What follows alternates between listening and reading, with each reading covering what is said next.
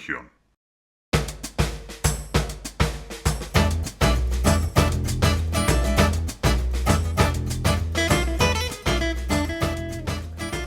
¿Qué tal? Qué gusto reunirme nuevamente con ustedes. Y antes de darles la bienvenida formal al estudio de hoy, déjenme hacerles una pregunta que tal vez pocos se han detenido a reflexionar. ¿Alguna vez te has puesto a pensar cómo era la vida cotidiana dentro del hogar donde creció nuestro maestro Yeshua? Porque casi siempre nos enfocamos en su ministerio público, en sus milagros y en sus enseñanzas a las multitudes. Pero detrás de todo eso hubo un hogar, una dinámica familiar, hermanos, hermanas y vivencias cotidianas en la Galilea del siglo I. ¿Quiénes eran realmente sus hermanos y sus hermanas? ¿Cómo reaccionó su propia familia cuando él comenzó su ministerio? ¿Lo apoyaron desde el primer día o hubo dudas, tensiones y malentendidos dentro de su propio hogar? Y más aún, ¿qué papel jugaron ellos después de la resurrección en las primeras comunidades? Hoy vamos a descorrer el velo de la historia y de las escrituras para descubrir los detalles, el contexto y los secretos mejor guardados de la familia de nuestro maestro Yeshua. Les aseguro que lo que vamos a aprender hoy va a cambiar la forma en que entiende su entorno humano y su diseño divino. Así que acomódense, preparen sus Biblias, sus libretas, porque aquí arrancamos. ¿Ok? Shabbat Shalom, mis queridos hermanos y hermanas. Sean todos ustedes bienvenidos una vez más a este Shabbat, en este día santo, en este día de reposo, a este espacio de estudio de las Sagradas Escrituras. Como siempre, les envío un fuerte abrazo desde San Antonio, Texas, lugar donde resido, y les damos toda la honra, toda la gloria y toda la alabanza únicamente a nuestro Padre Celestial Yahweh Elohim, el Elohim de Abraham, de Isaac y de Jacob. Que su Ruach, de verdad, nos guíe para escudriñar las Escrituras con un corazón limpio, sin prejuicios, sin tradiciones humanas y con un profundo deseo de conocer únicamente la verdad. Hoy abordaremos un tema que muy pocas veces se toca. Tal vez muchos de ustedes han visto películas, documentales o series sobre nuestro maestro Yeshua. Han visto su nacimiento, han visto su ministerio, han visto sus milagros, han visto su muerte y su resurrección. Pero quiero hacerles una pregunta. ¿Alguna vez se han preguntado por qué nunca o casi nunca aparecen los hermanos y las hermanas de Yeshua en las series o en las películas? ¿Por qué prácticamente desaparecen de la historia? ¿Por qué casi ningún productor habla de ellos? ¿Por qué cuando llegan a aparecer solamente los muestran unos cuantos segundos y nunca vuelven a mencionarlos? Y cuando eso sucede, ¿por qué nunca mencionan abiertamente que sus hermanos de sangre del maestro? ¿Será casualidad? ¿Orquestación? ¿O existe una razón teológica y comercial dentro de ese silencio? Hoy no responderemos con opiniones ni con apasionamientos humanos, no. Hoy iremos directamente aquí, a las Escrituras y a las fuentes de la historia, porque cuando las Escrituras hablan, todo hombre debe de guardar silencio. Pero antes de entrar de lleno en el estudio, y como siempre lo hacemos, elevemos nuestros ojos al trono divino y pidamos a nuestro Padre Celestial Yahweh Elohim que sea Él quien dirige este estudio y no el hombre. Oremos. Padre eterno, Yahweh de Abraham, de Isaac y de Jacob, venimos delante de ti en este día apartado para honra tuya. Reconocemos tu grandeza, tu santidad y tu misericordia que no tienen fin. Te damos gracias por la vida, por el aliento en nuestros cuerpos y por la oportunidad de acercarnos a tu palabra. Padre bueno, hoy nos humillamos delante de ti. Te pedimos perdón por nuestras faltas, por nuestras palabras, por nuestros pensamientos y por todo aquello que no ha agradado a tus ojos. Lava nuestros corazones y renueva dentro de nosotros un espíritu recto. No nos apartes de tu presencia y no retires de nosotros tu guía. Enséñanos a caminar en tus caminos con humildad, obediencia y con mucho amor a tu verdad. En este Shabbat, Padre, pedimos también por nuestras familias. Bendice a cada hogar que escucha tu palabra. Trae paz donde hay inquietud, sanidad donde hay enfermedad y esperanza donde hay tristeza. Mira con misericordia a los necesitados, a los que lloran, a los que están solos y a los que buscan respuestas. Extiende tu mano poderosa sobre tu pueblo en toda la tierra. Que tu luz ilumine a los que están en oscuridad y que tu verdad despierte los corazones dormidos. Padre, ayúdanos a no desviarnos ni a la derecha ni a la izquierda. Que tu palabra sea nuestra guía y tu voluntad nuestro deleite. Y así como nos enseñas a perdonar, ayúdanos también a perdonar a otros, para que nuestro corazón no guarde carga alguna delante de ti. Te pedimos todo esto con humildad, confiando no en nuestros méritos, sino en tu misericordia infinita. Gracias por este Shabbat, por tu descanso y por tu paz. Que tu presencia nos acompañe hoy y siempre. En el nombre de nuestro Redentor, de nuestro Maestro Yahshua el Mesías, elevamos esta oración delante de ti. Amén y amén. Ok, hermanos, imaginen que un investigador llega a una enorme biblioteca para estudiar la vida de un personaje muy importante de la historia. Encuentra cientos de libros y comienza a leer. Todos describen minuciosamente al personaje. Hablan de su infancia, de sus enseñanzas, de sus viajes. Pero de pronto el investigador descubre algo extraño. En todos los libros faltan exactamente las mismas páginas. No importa quién escribió el libro, no importa el país ni el idioma. Las mismas páginas fueron meticulosamente retiradas. Entonces, el investigador comprende que aquello que falta, aquello que se ha querido ocultar, probablemente sea tan crucial e importante como lo que quedó escrito. Eso mismo sucede cuando observamos las producciones modernas acerca del Maestro Yahshua. No es que inventen una historia completamente ajena, simplemente omiten pasajes y personajes que harían que el espectador común se formule preguntas sumamente profundas e incómodas para los dogmas tradicionales. Y precisamente una de esas preguntas fundamentales es esta. ¿Tuvo Yahshua hermanos y hermanas de sangre? ¿Qué creen ustedes? ¿Qué les han enseñado en las religiones?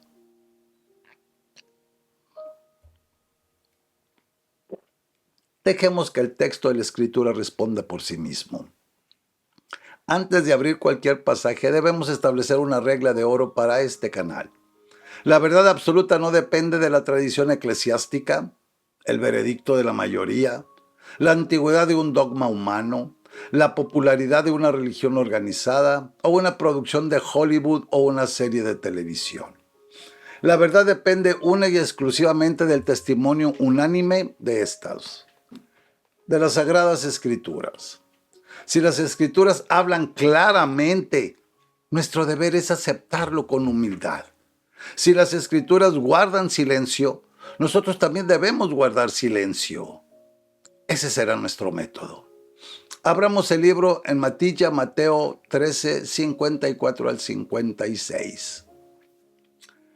Y dice, y venido a su tierra les enseñaba en las sinagogas de ellos, de tal manera que se maravillaban y decían, ¿de dónde tiene esta sabiduría y estos milagros?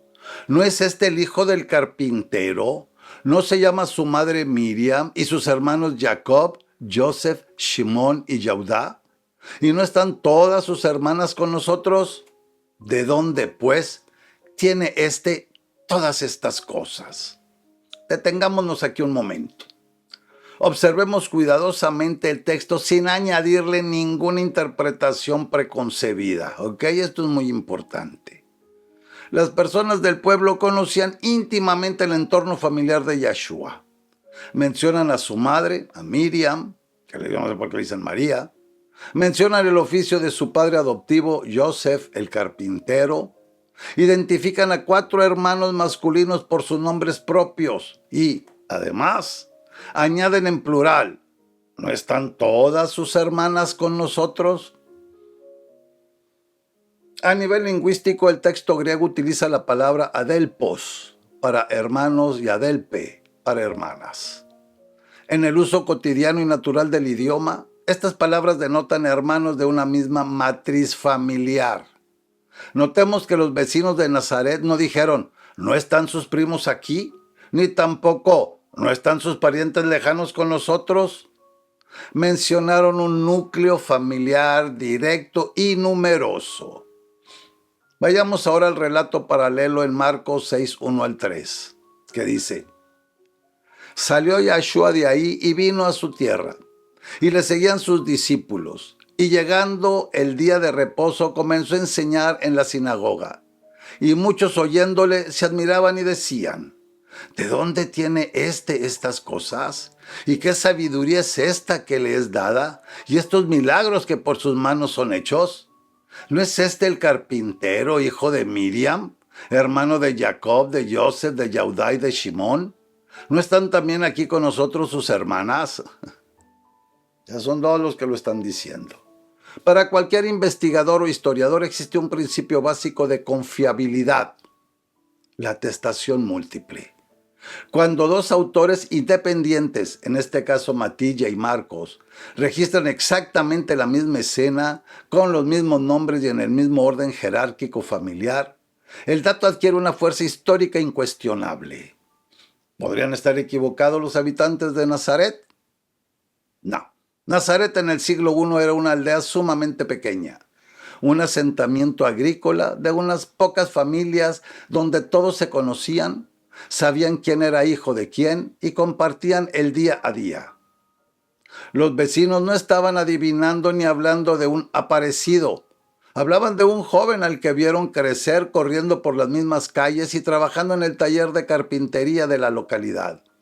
El orden en que los mencionan, madre, padre, hermanos, hermanas, es el retrato exacto de una familia comunitaria real.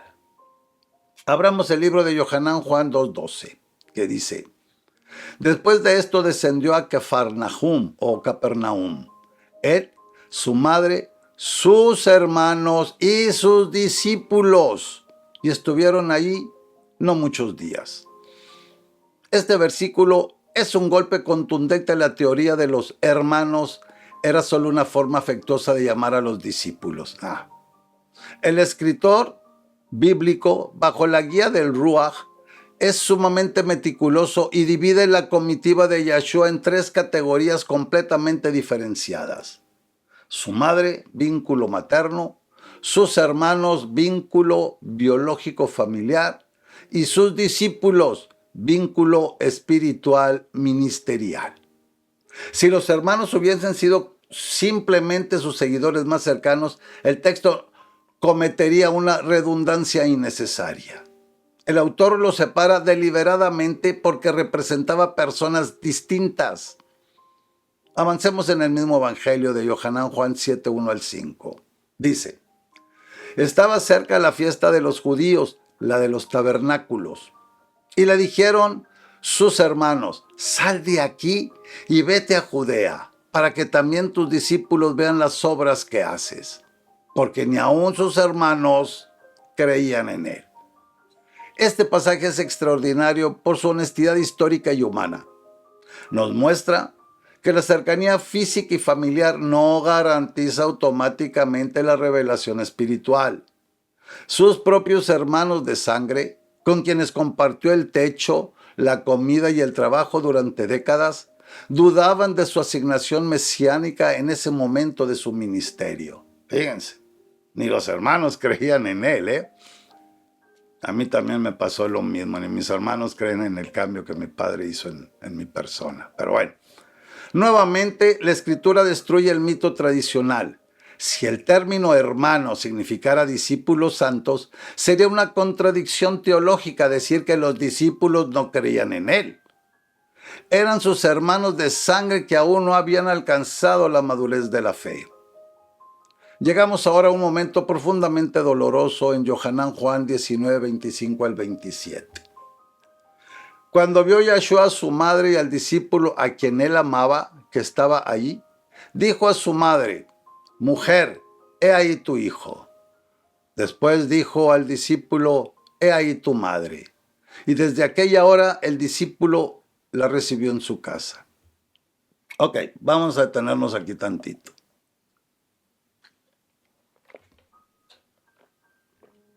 Muchos teólogos tradicionales utilizan este pasaje para argumentar: si Yahshua tenía hermanos, ¿por qué dejó a su madre a cargo de Yohanan, de Juan, y no de ellos? Ok, como estudiantes serios de las Escrituras, debemos recordar una regla fundamental. El texto nos dice lo que Yahshua hizo, pero no nos explica explícitamente el trasfondo legal y espiritual de por qué lo hizo. Y donde la Escritura calla, nosotros debemos ser sumamente prudentes. Sin embargo, el contexto cultural del siglo I nos arroja luz de gran valor. Legalmente, la responsabilidad de cuidar a una madre viuda recaía sobre el primogénito y, en su ausencia, sobre los hermanos siguientes en edad. Pero en ese momento crucial en el madero, como acabamos de leer en Yohanan 7, sus hermanos biológicos todavía no creían en él. Yahshua operaba bajo una dimensión espiritual superior. Prefirió encomendar la protección inmediata de Miriam, de su madre, a aquel que compartía su fe y su ruaj, el discípulo amado, priorizando el lazo de la fe por encima del lazo de la sangre en un momento de persecución inminente. Esto no anula la existencia de sus hermanos, al contrario, resalta la dolorosa realidad de la división familiar a causa de la verdad. Abramos el libro de Hechos de los Emisarios o Masé Hashamaluhim, capítulo 1, versículo 13 y 14, que dice: «Y subieron al aposento alto. Todos estos perseveraban unánimes en oración y ruego con las mujeres y con Miriam, la madre de Yahshua, y con sus hermanos». Qué transformación tan asombrosa, ¿verdad? Aquellos hermanos que en Juan 7 se mostraban escépticos y le sugerían con ironía que se expusiera públicamente, ahora se encuentran metidos en el aposento alto, unánimes, orando junto a los emisarios y esperando la promesa del Padre. ¿Qué causó este vuelco de 180 grados? ¿Qué transformó a los escépticos en columnas de la congregación primitiva? La realidad histórica de la resurrección es ver a su hermano mayor levantarse de entre los muertos, y sepultó cualquier rastro de duda. Uno de los personajes más cruciales del nuevo pacto y que el cine sistemáticamente ignora o difumina es Jacob, conocido popularmente por el nombre impuesto de Santiago. Leamos lo que escribe el emisario Shaul Pablo en su carta a los Gálatas, a los Galatillín, capítulo 1, versículo 18 y 19, que dice: «Después, pasados 3 años, subí a Jerusalén para ver a Kefá, a Pedro, y permanecí con él 15 días. Pero no vi a ninguno otro de los enviados, sino a Jacob, el hermano del maestro». Shaul lo identifica con una naturalidad pasmosa. Jacob, el hermano del maestro. No necesita dar explicaciones teológicas ni justificaciones, porque para la comunidad del siglo I era una realidad completamente asimilada. Ese mismo Jacob es quien posteriormente preside el histórico concilio de Jerusalén, ahí en Masé, en Hechos 15, mostrando una sabiduría escritural profunda para guiar a los creyentes que venían de las naciones. Pasó de ser el hermano carnal confundido a convertirse en el autor de la epístola de Jacob, una joya de la literatura bíblica que nos exhorta a vivir una fe viva, pura y respaldada por las obras. Llegados a este punto del estudio, es nuestro deber académico y espiritual analizar por qué se ha construido este muro de silencio. ¿Por qué se oculta esta realidad en las pantallas y en los púlpitos de muchas organizaciones? La respuesta se encuentra en la necesidad de sostener un dogma humano que no tiene sustento en el texto bíblico. La doctrina de la virginidad perpetua de María. Ciertas ramas de la religión organizada adoptaron este postulado siglos después de la muerte de los emisarios, elevándolo al rango de verdad absoluta y enseñando a sus congregantes que Miriam jamás tuvo relaciones conyugales con su esposo Joseph. Qué ridículos, ¿verdad? Sin embargo, cuando contrastamos este dogma humano con la claridad de aquí de las Escrituras, la estructura tradicional se desmorona de inmediato. Abramos Mateo 1, 24 y 25. Aquí lo dice bien claro, hermano. Ya en serio que el que no quiere entender esto es porque de plano no le ha caído el 20, no ha despertado, sigue dormido. Mateo 1, 24, 25 dice: Y despertando Joseph del sueño, hizo como el ángel del Señor le había mandado, y recibió a su esposa, pero no la conoció hasta que dio a luz a su hijo primogénito y le puso por nombre Yeshua. Analicemos la frase con total rigor lingüístico. El texto utiliza la conjunción hasta que, geos hou en griego.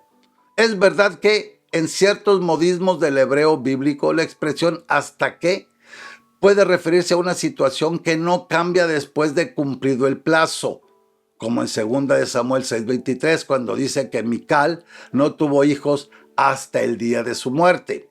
Sin embargo, en el contexto de un matrimonio hebreo legal, legítimo y bendecido por el Todopoderoso, la combinación del hasta que con la palabra primogénito, que gramaticalmente implica que hubo un segundo y un tercero, a diferencia de hijo único, y el testimonio unánime de los vecinos de Nazaret, que identificaban a los hermanos y hermanas menores de la casa, nos muestra el cuadro natural. Joseph y Miriam vivieron un matrimonio completamente normal, santo y bendecido, con más descendencia después del nacimiento virginal de nuestro Maestro, de nuestro Salvador. Mantener el dogma de la virginidad perpetua a expensas de ocultar u omitir los versículos que hablan de los hermanos de Yeshua no es defender las Escrituras. Es mutilar el relato bíblico para proteger tradiciones de hombres, doctrinas humanas. Abramos la breve pero poderosa carta de Yahudá, de Judas 1:1, que dice claramente: Yahudá, siervo de Yahshua el Mesías y hermano de Jacob, a los llamados santificados en Yahweh el Padre y guardados en Yahshua el Mashiach. Notemos la inmensa rectitud y humildad del autor. Él no inicia su carta diciendo de forma presuntuosa: yo soy el hermano biológico del Mesías, escúchenme por mi estripe carnal. No, él se autodefine ante todo como siervo, doulos, en griego, de Yeshua. Pero para que los lectores sepan exactamente de lo que Yahudá se trata, ya que era un nombre muy común, añade su credencial familiar: hermano de Jacob. Es exactamente el mismo Yahudá que los vecinos de Nazaret listaron en Mateo 13 y Marcos 6. Para aquellos escépticos que dicen que los hermanos de Yahudá son una invención de los escritores del Nuevo Pacto, la historia secular nos ha guardado una prueba arqueológica y literaria monumental. El célebre historiador judío del siglo I, Flavio Josefo, quien no era creyente en el Mesías y escribía para los romanos, registró en su obra cumbre Antigüedades Judías, específicamente en el libro 20, capítulo 9, los acontecimientos del año 62 antes de Cristo o antes de nuestro Maestro. Ahí relata cómo el sumo sacerdote Ananías aprovechó la muerte del procurador romano para sentenciar a muerte a un grupo de personas. Josefo escribe textualmente que Ananías convocó a juicio al consejo de jueces y trajo ante él al hermano de Yeshua, quien era llamado el Cristo, cuyo nombre era Jacob, y algunos otros. Este testimonio es de un valor incalculable para el investigador. Es una fuente secular, externa del siglo I, que confirma la existencia histórica de Jacob y su parentesco directo con Yeshua. La historia externa y la escritura interna se dan la mano con absoluta precisión. Entonces, volviendo a nuestra pregunta inicial, ¿por qué el cine contemporáneo, las series de televisión y los documentales comerciales insisten en borrar a estos personajes de la pantalla? Podemos resumirlo con honestidad en 3 razones claras. Limitación de tiempo cinematográfico. Puede ser una. Un guión de cine debe sintetizar al máximo. Para optimizar las 2 horas de metraje, los directores prefieren concentrarse únicamente en el círculo de los 12 emisarios, dejando fuera el entorno familiar cuya relevancia social explotó realmente después de la resurrección. 2. El foco cronológico. Casi todas las producciones finalizan con la escena de la resurrección o la ascensión. Dado que el liderazgo de Jacob, las epístolas de Yahudá y el camino activo de la familia de Yeshua toman fuerza en el libro de Hechos. Sus historias quedan fuera de la ventana de tiempo que la película decidió contar. Y 3. El peso de la presión teológica y tradicional. El cine es una industria comercial que busca vender entradas a audiencias de todas las denominaciones. Mostrar de forma explícita y natural a una Miriam rodeada de 4 hijos varones y varias hijas menores causaría un choque directo en los dogmas de millones de personas educadas en la tradición de la virginidad perpetua. Para evitar boicots comerciales y controversias dogmáticas, los productores optan por la salida más fácil: el silencio y la omisión. Mis queridos hermanos y hermanas, vivimos en una época peligrosa, donde la mayoría de las personas conocen más de las escrituras por los guiones de televisión que por abrir el texto sagrado. Muchos recuerdan vívidamente escenas de efectos especiales, pero jamás se han analizado Mateo 13, jamás han meditado en Juan 7, ni han descubierto el tesoro histórico de Hechos 1 o los escritos de Flavio Josefo. No permitan que su fe y su comprensión dependan del criterio de un director de cine o de las tradiciones de un sistema religioso. No me crean a mí tampoco por el simple hecho de que yo se los diga. Abran sus escrituras, revisen los pasajes completos, analicen analicen el contexto cultural, arrastren las traducciones y permitan que sean las palabras vivas de Yahweh las que identifiquen sus convicciones indestructibles. La verdad no necesita ser protegida por el silencio ni adornada por la astucia de los hombres. La verdad solo necesita ser leída, meditada y proclamada con valentía y humildad. Les agradezco con todo el corazón que me hayan acompañado en este estudio detallado. Si este tiempo ha despertado en ustedes un deseo ardiente de profundizar de manera madura en el texto bíblico, el propósito de este servidor se ha cumplido por completo. Y antes de despedirme, quiero dejar una última reflexión en sus corazones.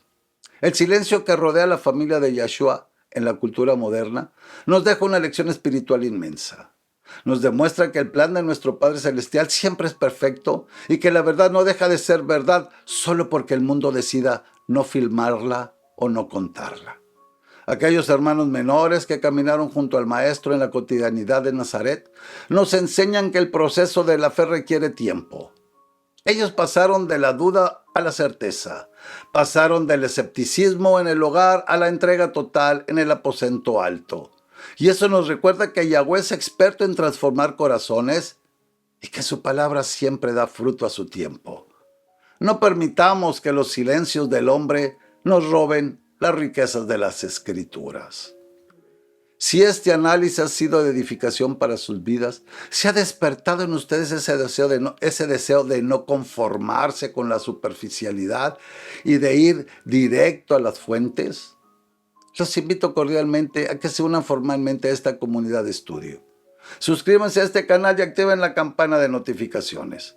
Recuerden que aquí ya tenemos una biblioteca digital con cientos de estudios grabados. Son cientos de presentaciones donde analizamos la historia, la arqueología, la lingüística original y la profundidad de las escrituras, abordando temas sumamente variados, siempre con el único propósito de derribar tradiciones humanas y rescatar la verdad de la palabra de nuestro Creador. Todo este material está disponible para ustedes, para su crecimiento y el de sus familias. Y como es la norma inquebrantable de este canal, les recuerdo que todo este contenido es y seguirá siendo completamente gratuito. Aquí no cobramos membresías, no pedimos aportaciones económicas ni solicitamos diezmos o dinero de ninguna clase. Nuestra única y más grande recompensa es ver al pueblo de Yahweh despertando y volviendo a las raíces de la verdad. Les agradezco con todo el alma el favor de su atención y el hermoso tiempo que hemos compartido en este día apartado.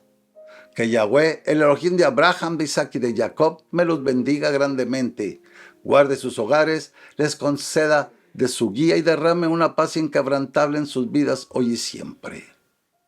Y recuerden algo muy importante, que cuando dejen este cuerpo, ahí vas a estar tú solito con el juez, no va a estar tu pastor, ni tu iglesia, ni tus familiares, no va a estar nadie, vas a estar tú solo.